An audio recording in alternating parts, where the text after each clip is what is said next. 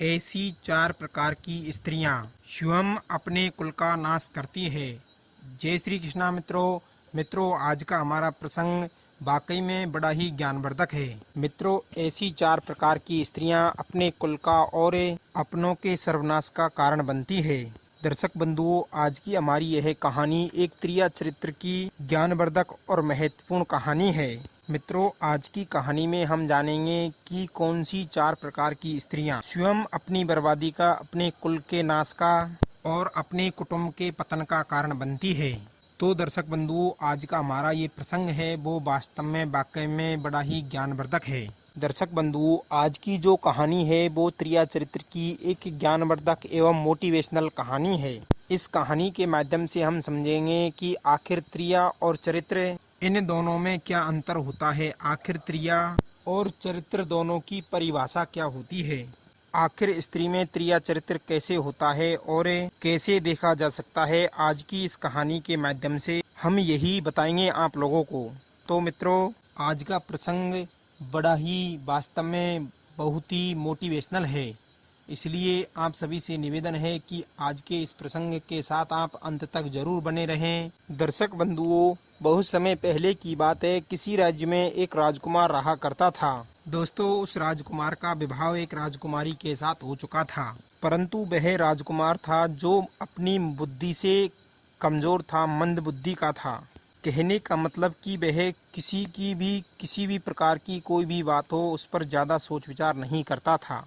दर्शक बंधुओं, एक दिन की बात है, जब राजकुमार अपनी पत्नी के साथ बैठे हुए थे, तभी राजकुमार की पत्नी राजकुमार से कहती है कि हे प्रीतम प्यारे, आज मैं आपसे एक सवाल पूछना चाहती हूँ। मित्रों, रानी को इस प्रकार कहते हुए देख करके राजकुमार कहता है, पूछो, जो भी तुमको पूछना है वो पूछ लो। दर्शक बंधुओं, वह रानी कहती है, सुनो जी, क्या तुमको त्रिया चरित्र आता है? क्या तुमने कभी त्रिया चरित्र के बारे में पढ़ा है, सुना है? तो मित्रों, राजकुमार रानी की बातों को सुनकर के मना कर देता है कि हे प्यारी, न तो मैंने कभी त्रिया चरित्र के बारे में सुना है और नहीं कहीं पढ़ा है और न ही कभी मैंने देखा है। मित्रों, रानी राजकुमार के मुख से इस प्रकार की बातें सुनकर के खिलखिला कर के हंसने लगती है और वह रानी उस राजकुमार का मजाक बनाने लगती है। मित्रों, उसी समय वह रानी उस राजकुमार से कहती है कि अजी सुनो, अगर तुमने कभी त्रिया चरित्र के बारे में नहीं जाना तो सुनो, तुम अपने जीवन में तुम हमेशा ही अज्ञानी हो, क्योंकि जो पुरुष त्रिया चरित्र के बारे में नहीं जानता है वो स्वयं को अज्ञानी ही बेझिझक होकर के कह सकता है। दोस्तों, राजकुमारी की और रानी की यह इस प्रकार की बातें राजकुमार के चुभ जाती है और उसी समय वह राजकुमार यह ठान लेता है कि मुझे त्रिया चरित्र के बारे में जानना है कि आखिर यह त्रिया चरित्र होता क्या है। दर्शक बंधुओं, कई दिनों के बाद में वह राजकुमार अपने ही गांव के सेठ की एक स्त्री के ऊपर नजर रखना शुरू कर देता है। मित्रों, उस टाइम पर सेठ कमाने के लिए या अपने व्यापार के लिए शहर में गया हुआ था और उसकी वजह से सेठ जी की जो पत्नी थी वो उसके अपने घर में अकेली ही रहती थी।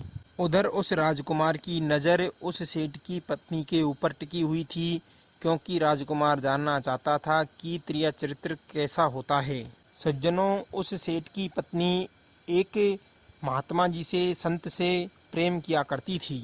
दर्शक बंधुओं, एक दिन की बात है, जब रात के समय में वह सेठ की पत्नी हाथ में भोजन की थाली लेकर के आधी रात के समय जंगल में जाती है, तो मित्रों, उस सेठ की पत्नी का पीछा करते करते और वो त्रिया चरित्र के बारे में जानने के लिए वो राजकुमार भी उसके पीछे पीछे चल देता है। मित्रों, उधर वो राजकुमार उसके पीछे पीछे जाकर के देखता है तो राजकुमार देखता है कि वो सेठ जी की पत्नी एक तांत्रिक को भोजन लेकर के जाती थी और रोजाना रात्रि में उस तांत्रिक को अपने हाथों से भोजन करा करके, भोजन परोस करके उसे स्वयं अपने हाथों से भोजन करवा करके आती थी। और सज्जनों, यह सब दृश्य देख करके राजकुमार बड़ा ही चकित था, असमंजस में पड़ा हुआ था।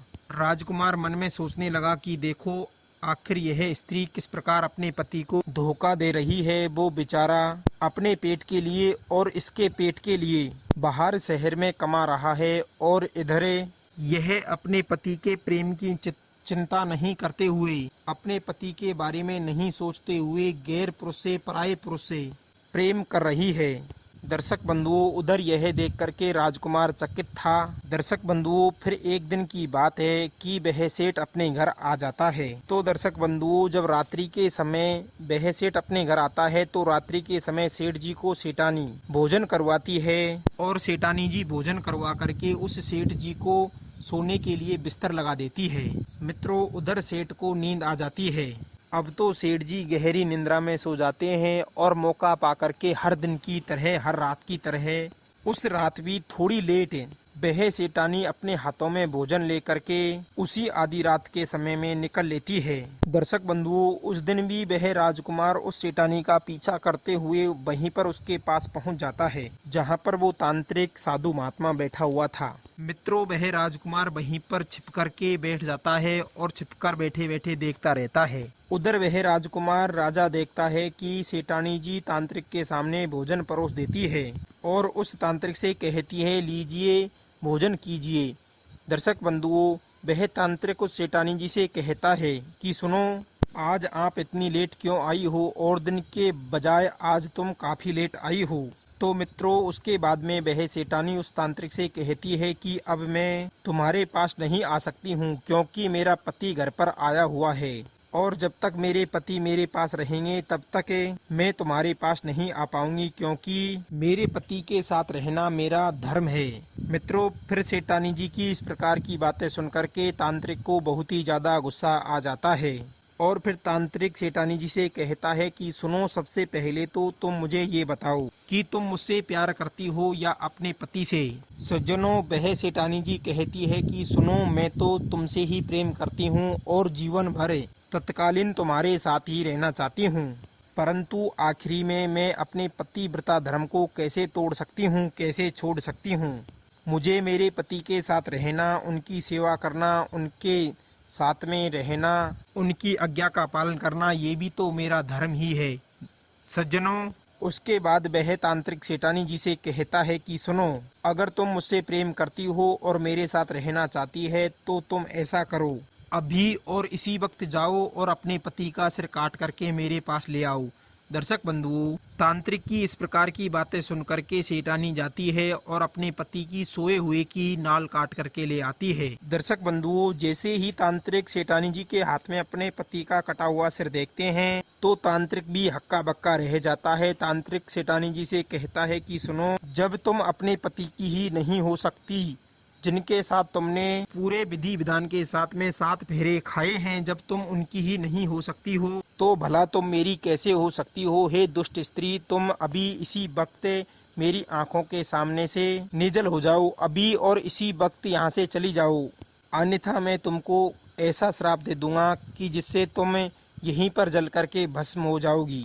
और मित्रों, उसके बाद में वह सेठानी उस जादूगर के पास से चली जाती है और अपने पति के इस कटे हुए सिर को उसके धड़ के पास रख करके दूसरे दिन उगता है जब अपने पति की अर्थी का इंतजाम करने लगती है।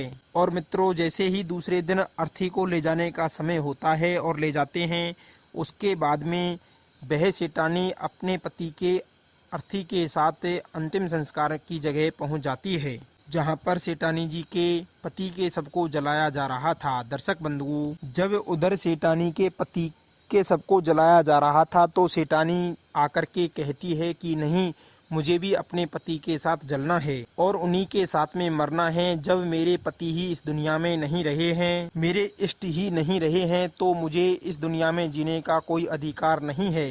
तो दर्शक बंधुओं, इस प्रकार वह सेठानी अपने पति की जलती हुई चिता में कूद करके अपनी जान दे देती है और उसके बाद में वह एक पतिव्रता स्त्री होने का धर्म भी निभाती है। दर्शक बंधुओं, फिर यह सब देख करके वह राजकुमार कहता है कि नार नहीं नौरंगी है, ढके तो सब ढके वरना नंगी की नंगी है। दर्शक बंधुओं, उसके बाद में वह राजकुमार कहता है कि त्रिया चरित्र जाने न कोई, पति मार के जो सती हुई। तो सज्जनों, आज की हमारी इस कहानी का यही महत्व है और ये 4 प्रकार की स्त्रियां स्वयं अपने कुटुंब का नाश का कारण बनती है। पहला है जो पराये पुरुष में आसक्त होती है, दूसरे नंबर पर आती है जो अपने से ज्यादा धन को महत्व देती है, तीसरे नंबर पर है जो हर समय घर में झगड़ा करती है, अपने सास ससुर से लड़ती है, चौथे नंबर पर आती है जो अपनी संतान से पीठ कर कर के सोती है। तो दर्शक बंधुओं, आज का हमारा यह ज्ञानवर्धक प्रसंग आपको कैसा लगा, कमेंट बॉक्स में कमेंट के माध्यम से जरूर बताएं। और दर्शक बंधुओं, हम आप लोगों को रोजाना नई नई कहानियाँ सुनाते रहते हैं, इसलिए आप सभी से निवेदन है कि हमारे इस चैनल को सब्सक्राइब करें। मिलते हैं अगले ज्ञानवर्धक प्रसंग में, अगली ज्ञानवर्धक कहानी में। आप सभी का बहुत